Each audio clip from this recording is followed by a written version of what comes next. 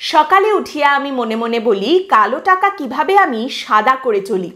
দেখুন, আমাদের পশ্চিমবঙ্গে আপনি মোটামুটি প্রত্যেক দিনই শুনতে পাবেন কোথাও না কোথাও থেকে কালো টাকা সাদা হচ্ছে, দুর্নীতির টাকা টাকা নয়ছয় করা হচ্ছে, মানি লন্ড্রিং হচ্ছে এবং কালো টাকা সাদা করা হচ্ছে। দেখুন, কালো টাকা দিয়ে না অনেক কিছু করা যায় না। হ্যাঁ, আমি জানি এটা পশ্চিমবঙ্গ, এখানে অসৎ উপায়ে টাকা পয়সা উপার্জন করে সেই টাকা দিয়ে অনেক কিছুই করা যায়, কিন্তু আবার অনেক কিছু করা যায়ও না। আপনি যদি প্রচুর কালো টাকা পান অসৎ উপায়ে, আর সেই টাকা আপনি যদি সঞ্চয় করতে চান, আপনি যদি নিজের ছেলে মেয়ে জামাই বৌমা তাদের জন্য রেখে যেতে চান, তাহলে আপনাকে সেই কালো টাকাটা সাদা করতে হবে। আর এইখানেই আমাদের পশ্চিমবঙ্গে নতুন নতুন সব উপায় উঠে আসে। পশ্চিমবঙ্গ তো মশাই বলা যেতে পারে এখন একেবারে দুর্নীতির আখড়া। অতএব আপনি এখান থেকে প্রতিদিন নতুন নতুন পদ্ধতি শুনবেন কিভাবে কালো টাকা সাদা করা যায়, ক্রিয়েটিভ এক সে বাড়কে এক। যেমন আপনাদের নিশ্চয়ই মনে আছে অনুব্রত মণ্ডলের বেলায় হঠাৎ একদিন খবর আসছে যে অনুব্রত মণ্ডল এবং তার কন্যা পরপর ধারাধার লটারি জিতছেন, 5 লাখ 10 লাখ টাকা লটারি জিতে যাচ্ছেন। তারপরে বলা হলো যে অভিযোগ উঠে আসছে ব্যাপারটা এরকম নয় যে অনুব্রত মণ্ডল পরপর লটারি জিতেছেন, মানে কপাল তার ভালো বটে কিন্তু কত ভালো। জানা যাচ্ছে যে যেটা অভিযোগ সামনে রাখা হলো, অনুব্রত মণ্ডল যারা লটারি জিততেন তাদের কাছ থেকে সেই উইনিং টিকিটটা কিনে নিতেন কিছু টাকার বিনিময়। মানে ধরুন কেউ একজন 10 লাখ টাকার লটারি জিতেছে, অনুব্রত মণ্ডল গিয়ে তার কাছ থেকে সেই উইনিং টিকিটটা নিয়ে নিতেন এবং তার বিনিময়ে তাকে ধরুন 7 লাখ টাকা দিয়ে দিলেন।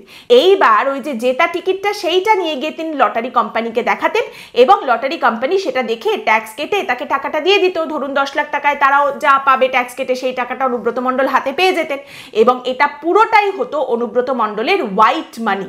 তার মানে ওই 7 লাখ টাকা পুরোপুরি কালো টাকাটা সরে গিয়ে সাদা টাকা তার অ্যাকাউন্টে ঢুকে পড়লো। এবার এই টাকা তিনি সঞ্চয় করবেন, মেয়েকে দেবেন, রেখে দেবেন, যা খুশি তিনি করতে পারেন, আইনের চোখে কোনো সমস্যা নেই। এইভাবে লটারির টিকিটের মাধ্যমে অনুব্রত মণ্ডল কালো টাকা সাদা করতেন। এইবার সম্প্রতি আরও দুটো কালো টাকা সাদা করার একেবারে নিনজা টেকনিক আমাদের সামনে উঠে এসেছে। পশ্চিমবঙ্গে এইরকম দুটো পদ্ধতি আবিষ্কৃত হয়েছে। কেন্দ্রীয় তদন্তকারী সংস্থা এই দুটি পদ্ধতির কথা জানাচ্ছে। এর মধ্যে একটা পদ্ধতি আমরা কার কাছ থেকে জানতে পারছি? আমাদের অত্যন্ত আপন বাপন চৌকি চাপন পার্থ চট্টোপাধ্যায়ের পদ্ধতি, যেটা কিনা পার্থ চট্টোপাধ্যায়ের জামাই বাবা জীবন কল্যাণময় ভট্টাচার্য তিনি ফাঁস করে দিয়েছেন। ওই যে বলে না, জম জামাই ভাগনা 3 নয় আপনা, একেবারে এই পার্থ চট্টোপাধ্যায়ের জামাই নিজের গায়ের চামড়া বাঁচানোর জন্য শ্বশুর মশাই কিভাবে কালো টাকা সাদা করতেন সে সমস্ত কিছু নাকি কেন্দ্রীয় তদন্তকারী সংস্থাকে জানিয়ে দিয়েছেন। এবং আরেকটি পদ্ধতির কথা কোথা থেকে এসেছে? দেখুন, পশ্চিমবঙ্গের সব থেকে কর্মনিষ্ঠ যে ব্যক্তি রয়েছেন, যিনি মানুষের পশ্চিমবঙ্গের গরিব মানুষের সব থেকে বড় মাসিহা, পশ্চিমবঙ্গের পিসি ভাইপো জুটির যিনি ভাইপো রয়েছেন, তার সম্পর্কে আরো অনেকগুলো বিশেষণ আপনারা নিজেরাই জুড়ে নিতে পারেন। সেই ভাইপো অভিষেক বন্দ্যোপাধ্যায়ের কোম্পানি লিপস অ্যান্ড বাউন্ডসের একটি পদ্ধতির কথা সামনে রেখেছে ইডি। ইডির তরফ থেকে দাবি করা হচ্ছে যে এই লিপস অ্যান্ড বাউন্ডসেও অত্যন্ত সফিস্টিকেটেড উপায়ে কালো টাকা নাকি সাদা করা হতো। তো প্রথমে আমরা যদি পার্থ চট্টোপাধ্যায়ের দিকে যাই, জামাই বাবা জীবন কি বলছেন? দেখুন, জামাই বাবা জীবন বর্তমানে বিদেশে রয়েছেন, এখন তার ভারতে ফেরার খুব একটা কোনো ইঙ্গিত নেই, কিন্তু তাকে কেন্দ্রীয় তদন্তকারী সংস্থা অনেকবার জিজ্ঞাসাবাদ করেছে এবং কল্যাণময় ভট্টাচার্য তাকে যাতে জেলে যেতে না হয়, শ্রীঘরের হাওয়া যাতে খেতে না হয়, সে কারণে শ্বশুরমশাইয়ের সমস্ত কথাবার্তা বলে দিয়েছেন, একেবারে ফাঁস করে দিয়েছেন। কল্যাণময়ের বক্তব্য, তার শ্বশুর পার্থ চট্টোপাধ্যায়ের স্ত্রী বাবলি চট্টোপাধ্যায়ের নামে একটি মেমোরিয়াল ট্রাস্ট তৈরি করেছিলেন। পার্থ চট্টোপাধ্যায়ের স্ত্রী বাবলি চট্টোপাধ্যায় কিন্তু মারা গেছেন, তো তার নামে বাবলি চ্যাটার্জি মেমোরিয়াল ট্রাস্ট বলে একটি ট্রাস্ট পার্থবাবু তৈরি করেছিলেন। এবার পার্থ চট্টোপাধ্যায় কি করতেন? হিসাবটা কি ছিল? পার্থ চট্টোপাধ্যায়ের কাছ থেকে কোটি কোটি টাকা লোকজন নিয়ে যেতেন ক্যাশে, নগদ টাকা। তারপর তারা চেকের মাধ্যমে এই ট্রাস্টে ডোনেশন হিসেবে সেই সমস্ত টাকাগুলো জমা দিতেন। ব্যাস, কালো টাকা হয়ে গেল সাদা। কি সুন্দর পদ্ধতি তৈরি করেছিলেন পার্থ চট্টোপাধ্যায়। এবং এইখানেই কল্যাণময় বলছে যে তার শ্বশুর এই যে মেমোরিয়াল ট্রাস্ট তৈরি করেছিলেন নিজের স্ত্রীর নামে, সেটা তৈরি করেছিলেন একটি পশু চিকিৎসালয় তৈরি করার উদ্দেশ্যে। তারপর সেই ট্রাস্টে এইসব কাজকর্ম হতো। এই ট্রাস্টের চেয়ারম্যান হিসেবে নাম ছিল পার্থ চট্টোপাধ্যায়ের কন্যা সোহিনী চট্টোপাধ্যায়। তার নাম কিন্তু কেন্দ্রীয় তদন্তকারী সংস্থার কোনো চার্জশিটে এখনো পর্যন্ত নেই, তার বিরুদ্ধে কোনো অভিযোগ নেই। কিন্তু ইডির চার্জশিটে কার নাম রয়েছে? পার্থ চ্যাটার্জির জামাই কল্যাণময় ভট্টাচার্যর, যিনি কিনা এই মেমোরিয়াল ট্রাস্টের একজন ট্রাস্টি ছিলেন। পার্থ চট্টোপাধ্যায় জামাইকে ট্রাস্টি বানিয়েছিলেন। এবার জামাই বলছেন যে বিভিন্ন সময় লোকজন ক্যাশে টাকা নিয়ে যেত, তারপর ডোনেশন হিসেবে এই ট্রাস্টে টাকা পয়সা জমা দিত, ব্যাস হয়ে গেল কালো টাকা সাদা। একবার এই ট্রাস্টে 1,17,00,000 টাকা ডোনেশন হিসেবে জমা পড়েছিল, যে টাকা লোকজন পার্থ চট্টোপাধ্যায়ের কাছ থেকে নগদে নিয়ে গিয়েছিলেন এবং তারপর চেকে ডোনেশন হিসেবে ওই ট্রাস্টে জমা দিয়েছিলেন। আর ওই টাকা দিয়ে 15 কাঠা জমি কেনা হয়েছিল। তবে কল্যাণময় ভট্টাচার্যের এখন বক্তব্য হচ্ছে, আমি কিছু জানি না বস, শ্বশুরমশাই যা বলেছেন আমি তো তাই করেছি, সবই শ্বশুরমশাই করেছেন, আমি বেকসুর, all case goes to my শ্বশুর।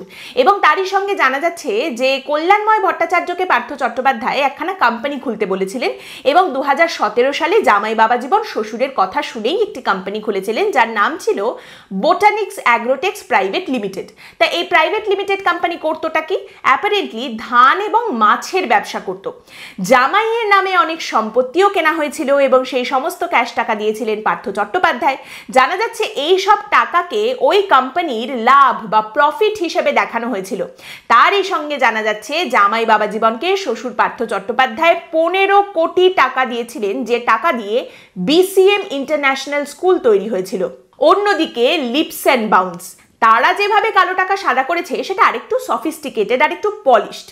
ইডির তরফ থেকে দাবি করা হচ্ছে যে লিপস অ্যান্ড বাউন্সের সঙ্গে বিভিন্ন কোম্পানির দেখা যাচ্ছে দারুণ সব লেনদেন হয়েছে, ব্যবসা হয়েছে, জিনিসপত্র উৎপাদন হয়েছে, অন্য কোম্পানিকে বিক্রি করা হয়েছে, সেগুলো কেনার জন্য সেই কোম্পানিগুলো লিপস অ্যান্ড বাউন্সকে টাকা দিয়েছে। কিন্তু ইডির বক্তব্য, ইডির দাবি যে বাস্তবে এই ব্যবসাগুলো হয়নি, কোনো রকম লেনদেন হয়নি, কোনো ব্যবসায়িক আদান প্রদান হয়নি, শুধুমাত্র ভুয়ো ইনভয়েস তৈরি করে এই সমস্ত টাকাগুলো বিভিন্ন কোম্পানি থেকে লিপস অ্যান্ড বাউন্সের অ্যাকাউন্টে এসেছে, কিন্তু কোনো জিনিসপত্র বিক্রি হয়নি, কিচ্ছু উৎপাদন হয়নি।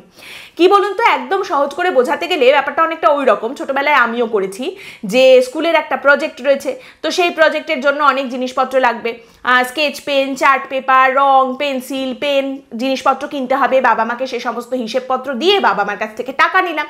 এবার বললাম 20 টাকার একখানা স্পেশাল পেনও কিনতে হবে, সেই পেন অলরেডি বাড়িতে রয়েছে, কেনার দরকার নেই, কিন্তু তাও 20 টাকা নিয়ে নিলাম বাবা মার কাছ থেকে। এইবার জিনিসপত্র যখন কিনলাম, কিনে বিল তৈরি হলো যে কি কি নিয়েছি লিখে দাও। দোকানের কাকুকে বললাম একটা কাজ করো না, আমার ওই বিলের মধ্যে লিখে দাও যে ওই পেনটাও আমি কিনেছি, 20 টাকা দাম তার। কাকু লিখে দিলেন, রোজই দেখেন এইসব ভেবে লিখে দিলেন। তো সেই কাগজটা নিয়ে এলাম, বাবা মাকে দেখালাম, সব জিনিসপত্র মিলিয়ে মিলিয়ে দেখিয়ে দিলাম যে দেখো এইটা এইটা এটা এটা কিনেছি। বাড়িতেই যে পেনটা ছিল সেটা দেখিয়ে দিলাম, নতুন পেন তো কেনার দরকার হয়নি। বাবা মাও ভাবলো হ্যাঁ ঠিক আছে, 20 টাকা দিয়ে পেন কিনেছি, সেই 20 টাকা আমার পকেটে, আলু কাবলির টাকা একেবারে ম্যানেজ হয়ে গেল 1 সপ্তাহের জন্য, খুব খুশি। তো লিপস অ্যান্ড বাউন্স তো 20 টাকার জন্য এটা করেনি, আলু কাবলি খাওয়ার জন্যও করেনি। কোটি কোটি টাকা এইভাবে খাতায় কলমে দেখানো হয়েছে যে ভুয়ো ব্যবসা হয়েছে, কিন্তু আলটিমেটলি কোনো ব্যবসা, কোনো লেনদেন হয়নি, কিন্তু এই টাকাগুলো জমা পড়েছে লিপস অ্যান্ড বাউন্সের অ্যাকাউন্টে। এবং সেখানে ইডির তরফ থেকে কিছু কোম্পানির নাম দেওয়া হয়েছে, যে কোম্পানিগুলো থেকে লিপস অ্যান্ড বাউন্সের অ্যাকাউন্টে টাকা এসেছে, কিন্তু তার পরিবর্তে লিপস অ্যান্ড বাউন্স থেকে কোনো জিনিসপত্র এই কোম্পানিগুলোর কাছে যায়নি, এমনটাই ইডি দাবি করছে। লক্ষ্মী সাইকেল প্রাইভেট লিমিটেড থেকে 1,34,04,681 টাকা এইভাবে লিপস অ্যান্ড বাউন্সের অ্যাকাউন্টে এসেছে, অথচ এই লক্ষ্মী সাইকেল প্রাইভেট লিমিটেডের কাছে কোনো টাকা যায়নি। তারই সঙ্গে বলা হচ্ছে লিপস অ্যান্ড বাউন্সের সঙ্গে লেনদেনের বিষয়টি নজরে আসার পর লক্ষ্মী সাইকেল প্রাইভেট লিমিটেডের দপ্তরেও তল্লাশি চালানো হয়।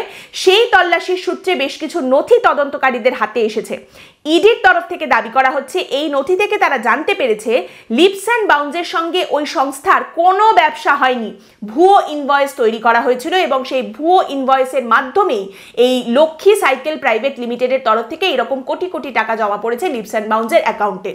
মানে ভাবুন একবার, শিক্ষায় নিয়োগ দুর্নীতি, প্রাথমিকের শিক্ষক নিয়োগ দুর্নীতি, এই শিক্ষায় নিয়োগ দুর্নীতিতে যতটা না বুদ্ধি খাটানো হয়েছে, সেই কালো টাকা সাদা করার জন্য লিপস অ্যান্ড বাউন্সে তার থেকে বেশি বুদ্ধি খাটানো হয়েছে, এমনটাই অভিযোগ করছে ইডি। অভিষেক বন্দ্যোপাধ্যায় একটা সময় এই লিপস অ্যান্ড বাউন্স কোম্পানির ডিরেক্টর ছিলেন, তিনি নিজেও এটা স্বীকার করে নিয়েছেন যে এটা তার কোম্পানি, এবং তার বাবা মা, অভিষেক বন্দ্যোপাধ্যায়ের বাবা মাও একটা সময় এই সংস্থার ডিরেক্টর ছিলেন। এবার এখন অভিষেক বন্দ্যোপাধ্যায়ের একজন আত্মীয়া রয়েছেন না, যিনি কথায় কথায় বলেন আমি তো কিছুই জানতাম না, আমি তো জানলে পদক্ষেপ নিতাম, আমি তো জানলে ওদের টিকিট দিতাম না, এগুলো তো আমি জানতেই পারিনি। তো সেই রকমই অভিষেক বন্দ্যোপাধ্যায় একসময় ডিরেক্টর ছিলেন, আমার কোম্পানি বলেছেন, তারপরেও এখন অভিষেক বন্দ্যোপাধ্যায় এসে যদি বলেন যে এগুলো সম্পর্কে আমি তো কিছুই জানতাম না, কিংবা এই চার্জশিটে ইডি লিপস অ্যান্ড বাউন্সের নাম দেখাচ্ছে এবং এই রকম ভাবে টাকা নয়ছয় করা হয়েছে এসব বলার পরেও যদি অভিষেক বন্দ্যোপাধ্যায়কে গ্রেপ্তার করা না হয় এবং তার সঙ্গে কোনো মানি ট্রেল যদি কোথাও প্রমাণ করা না যায়, তাহলে আর কি বা বলার আছে বলুন? বলবোটা আর কি? আপাতত একটা কথা বলা যায় যে অভিষেক বন্দ্যোপাধ্যায়, অনুব্রত মণ্ডল, পার্থ চট্টোপাধ্যায় তিনজনের মধ্যে একটা মিল রয়েছে। আর মিলটা হচ্ছে তিনজনের ক্ষেত্রেই মানি লন্ড্রিং বা কালো টাকা সাদা করার বিষয়ের সঙ্গে তিনজনের নাম জড়িয়েছে, অভিযোগ উঠে এসেছে। তবে আবার এখানে একটা অমিলও রয়েছে। পার্থ চট্টোপাধ্যায় আর অনুব্রত মণ্ডল একবার করে হাজতটা ঘুরে এলেও, মানে পার্থ চট্টোপাধ্যায় এখনো রয়েছেন, কিছুদিন পরেই হয়তো বেরিয়ে যাবেন, তো তারা হাজতের ভেতরে ঢুকলেও অভিষেক বন্দ্যোপাধ্যায়কে কিন্তু এখনো পর্যন্ত হাজতের ভেতরে ঢুকতে হয়নি, শ্রীঘরের হাওয়া খেতে হয়নি। দুজন যখন ঘুরেই এসেছেন আর একজনই বা কেন বাদ যাবেন? এখন ব্যাপারটা হচ্ছে ইডির তরফ থেকেও যদি ওয়ান্স এগেন যদি এই যে দাবি ইডি করছে এগুলো শুধুমাত্র খাতায় কলমে না থেকে এর সপক্ষে প্রমাণ যদি ফাইনালি ইডি দিতে পারে, এই ঘটনাগুলো ঘটেছে তার সপক্ষে প্রমাণ যদি আদালতে তারা সত্যিই পেশ করতে পারে, তাহলে it is going to B enough, এবং সেক্ষেত্রে নতুন বছরে নতুন কাউকে জেলে দেখাও যেতে পারে। আজকের পর্ব এখানেই শেষ করছি। আপনাদের মতামত এই পর্ব সম্পর্কে অবশ্যই জানাবেন কমেন্ট করে। পরের দিন দেখা হবে অন্য একটি বিষয় নিয়ে আলোচনায়। ভালো থাকবেন।